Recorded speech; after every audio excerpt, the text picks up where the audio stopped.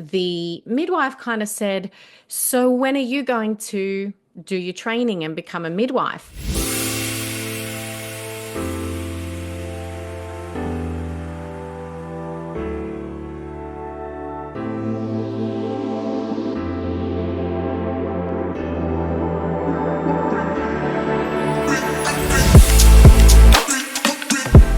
Welcome, everyone, to the Bold, Beautiful Birth podcast. I am your host, Krista Buckland, and I help women to overcome their fear of birth and to trust their body so that they can have a bold, beautiful birth.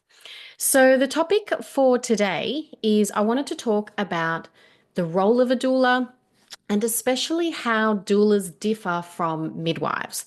Now, I have a little short story to share. This happened many years ago now, and when I actually happened to be pregnant with my last child. So it was over 8 years ago, and I was actually at a birth.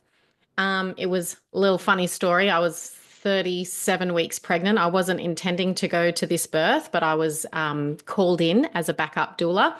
And very funny walking into the hospital with the orderly thinking I was the one in labor. But anyway, I was there to support another mum. And everything went amazing and was very, very beautiful.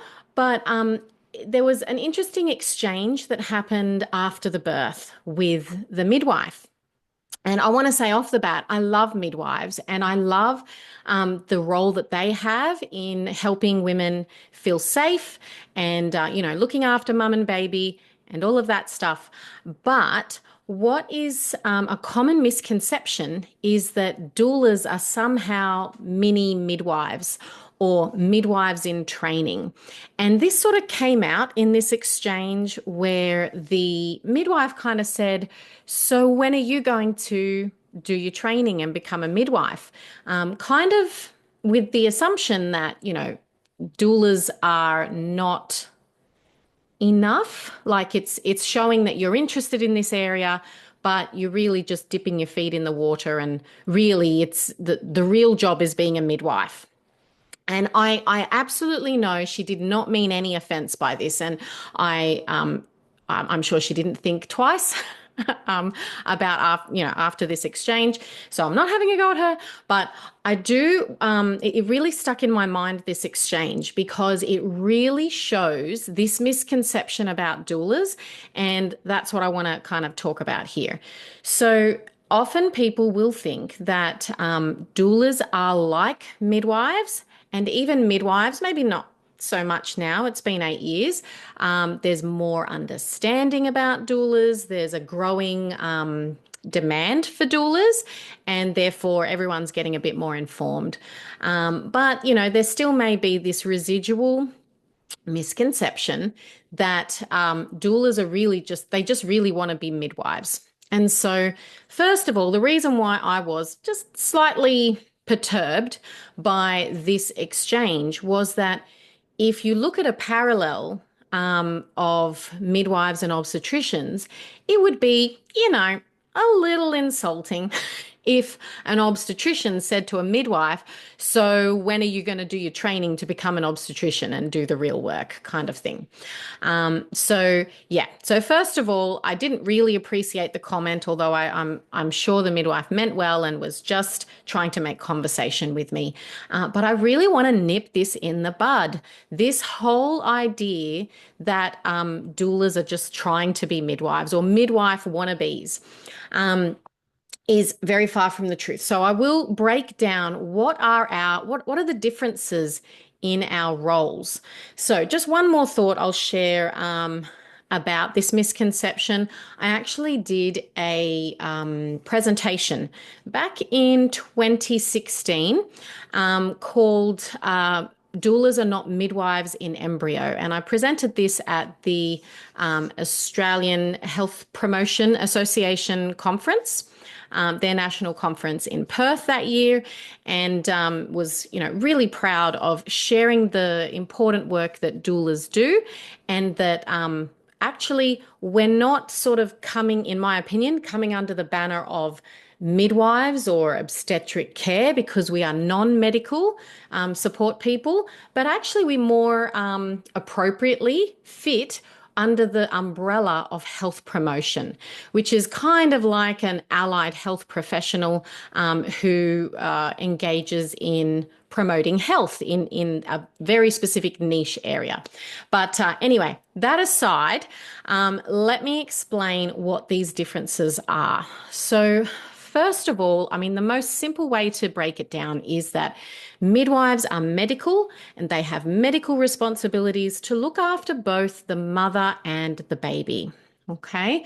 Whereas doulas are non-medical and they have no medical responsibilities. Ideally, they have no medical expertise because that sort of muddies the water, in my opinion, and kind of makes the boundaries a little, blurry. But we are, in my opinion, coming to support this woman as a peer rather than an expert or, or a medical provider.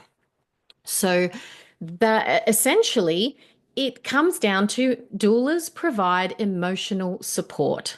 The way, the standard definition is doulas provide informational, emotional, and physical support. So physical, emotional, and informational support. So we're very knowledgeable and good at finding information to help mothers become more informed. I personally think I'm very good at communication skills, and I hope that most of the doulas out there are really helping their mums to feel more confident in communicating with their care provider. And also just providing that constant or continuity of care, but not in a medical context, but in a emotional supportive context. So mums know that they have a friend essentially who they can call anytime to ask questions, to debrief and unpack how they're feeling, kind of like a counselor, but someone who just specializes in this niche area of motherhood or pregnancy, birth, and motherhood. Okay. So, in a nutshell, midwives medical, doulas non-medical. Now, of course, there's going to be many midwives, especially those who are working in continuity of care models. So particularly the midwifery group practice and even teams, that's, a sort of a new model emerging here in my local area and probably Sydney-wide, where these midwives are able to get to know the women that they're supporting a little more personally, rather than it just being midwives working on a shift basis and just seeing whoever the women are that are coming in.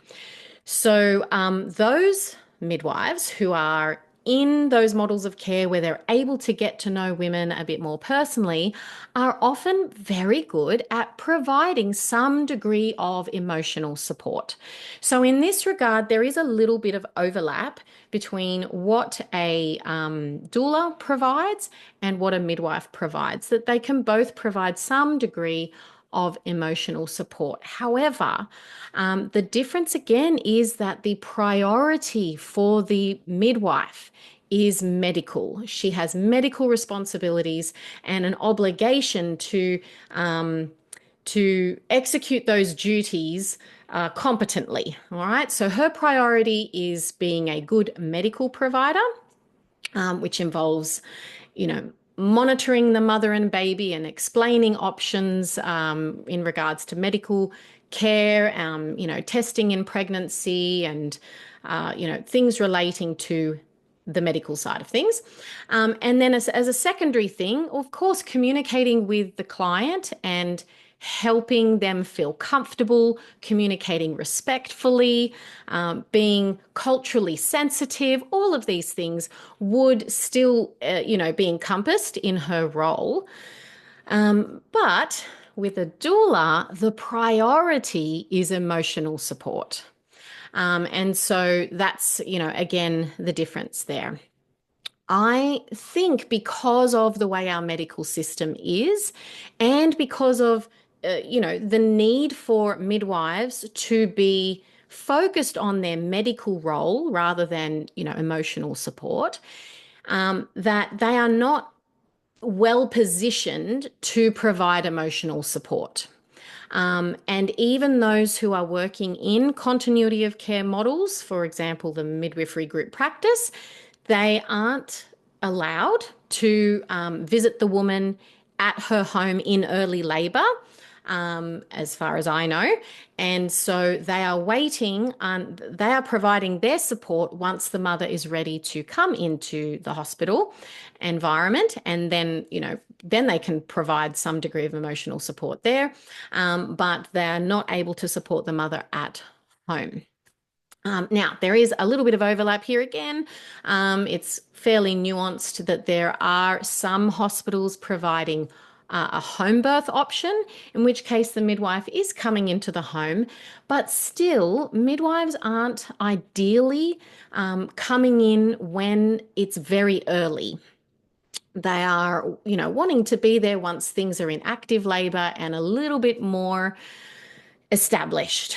Okay, so when labor is established, that's when they have a more important role in, helping the mother and baby feel safe and, to check all is progressing well. Okay, so uh, where were we? So midwives aren't well positioned to provide this emotional support, even when they are working in continuity of care models.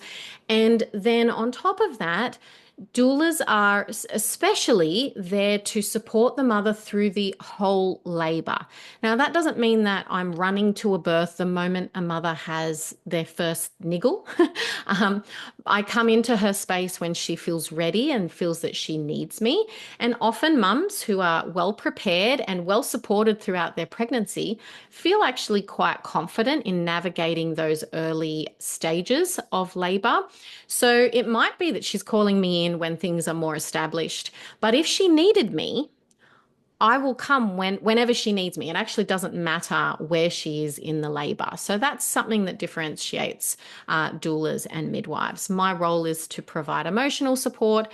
And if that means coming in earlier, then that's what I'm there for. And I don't question mothers. I encourage them to trust themselves. And if they want to have a pep talk over the phone, that's what I'm there for.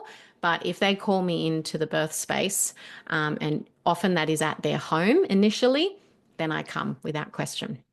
So that's sort of the emotional support, or the differences in the emotional support. And there is one other thing. Now, I don't know that I could claim that this is exclusive to doulas per se. But I certainly feel that part of my role as a doula, and certainly by extension, my role as a childbirth educator, is to help mothers to learn about the birth process and educate them so that they feel confident in their body and confident in the birth process. So, I don't know, there might be some blurred lines here, that maybe not all doulas provide education. I certainly think most of them do to some degree. I provide it in a very structured way because I teach hypnobirthing classes, and I also have created online content and modules for my mums to work through so that they feel really informed and can tune into their body. They really know that they really have the opportunity through their pregnancy to work through their fears, to work through, we've all got emotional baggage, right? To prepare themselves emotionally for birth, just as important, maybe more so than preparing physically for the birth. So my role as, or that education role, I think is unique or different than that of a midwife. Now, yes, you're going to have some midwives who are awesome at educating, but they're not trained educators. And so, some might have done some additional training and maybe they're teaching the antenatal classes at their hospital, or maybe they're just natural teachers and they're able to, communicate their knowledge in a really effective way. But teaching, the actual skill of teaching and communicating new information so that the listener can learn is actually a skill in and of itself, and something that I've spent a lot of years developing. And so I feel really proud of this part of my role when I'm supporting mums.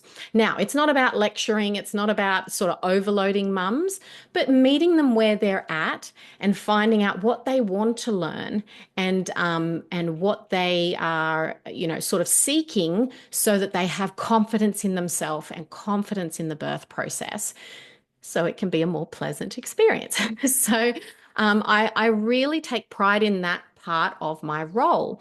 Now, why do midwives not necessarily do this? Well, I think the main reason is that there isn't the time. So their primary role is to do with providing medical care, and medical care is not educational. It's monitoring, it's kind of, checking things throughout the pregnancy, and then of course during the birth, being there if there's a need for their medical expertise. But that's their primary responsibility, or their priority. Whereas education is not their priority. And the way our medical system is set up, often mothers will see their care provider. And to be honest, this is whether it's a midwife or an obstetrician, that it may only be for a 15-minute appointment. So there isn't the time. There's no time to go through in depth how your body works and how incredible your body is in the birthing process, and how to unpack your fears, and help heal, and learn mindfulness strategies, and things like that. There's just not the time for it in these medical appointments. So the times where I do see more that this might happen a little bit more is for mums who are preparing to birth at home with a midwife. And often those mums are treated to much longer appointments. And so, maybe their midwife will visit them for 45 minutes, maybe even an hour, and they'll just chat and connect and get to know each other. And that is all building that relationship so that they can be more comfortable birthing when the time comes, because they feel in a space of trust, and their midwife is the care that they're providing is more than just medical. It's that there's an established relationship. So I am a huge fan of home birthing and having a private midwife, because it's just a game changer in my opinion. But I still think that those midwives, their primary role will be, or their priority will be their medical role. And part of that is building a relationship. Now, building a relationship takes time, and having a good old chat about anything. Whether it's the mother's past experiences, her past birth experiences, or even things that are happening in her life.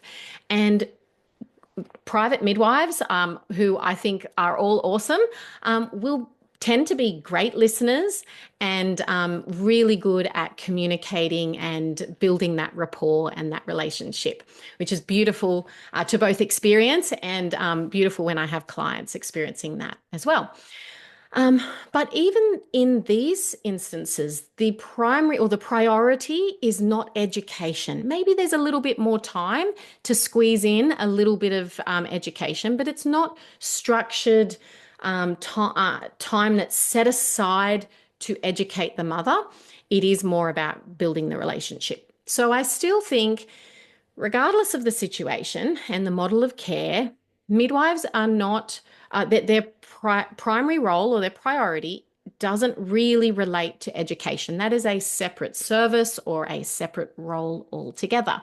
Whereas doulas do tend to focus more on education, whether it is that they're providing education in those one-on-one settings, or the sessions that they have with the mothers in the lead up to birth, or, and this is what I favor, where we actually have a class. It is amazing teaching a group, because the mothers and dads as well, they get so much more confidence, because there's a lot that goes into teaching and communicating new information. Um, but we can throw all of the facts at people we want. That doesn't mean they're going to be able to absorb it all. There's a lot of information that could help mothers and dads to understand the birth process, but we can't just like brain dump it on people. So a lot goes into structuring a class so that they can actually understand all the information and take it on board so that they can actually implement, will remember it for a starter and implement those things that they've learnt. So that's a whole science in and of itself, and something that I think doulas tend to do better simply because they have the time and the role has the space to incorporate education. But for me, when I'm working with women, that's actually a structured thing rather than it just sort of happening ad hoc as we get to know each other. And just one final thought before I finish off is that one other distinction is midwives are responsible for the health of both the mother and the baby, whereas my role as a doula is to emotionally support the mum. Now, part of that role also entails supporting the dad often or the partner and helping them to connect with the mum and support her in the way that they want to work as a couple, whether it's, during the pregnancy, but more so during the labor itself. But my whole focus is the mother and her emotional needs, making sure she feels supported, making sure the environment is really conducive to her trusting her body. And yeah, there really isn't any responsibility that doulas have in regards to the baby. Our role is to serve mothers and their families in, to help create a beautiful birth environment so that mothers can have a wonderful birthing experience. So that's one other thing that differentiates us. So look, that's my main differences that I think. I would love to hear from you. What do you think? What experiences have you had if you're a mum? And if you happen to be a doula watching along, maybe you're new and you're learning and sort of, wanting to learn from other experienced doulas. I'd love to hear your thoughts and your experiences as well. Well, that's it for today. I hope you enjoyed this episode, and I hope to see you in the next one very shortly. And as always, please reach out if you need more support. I'm here to help you have a bold, beautiful birth.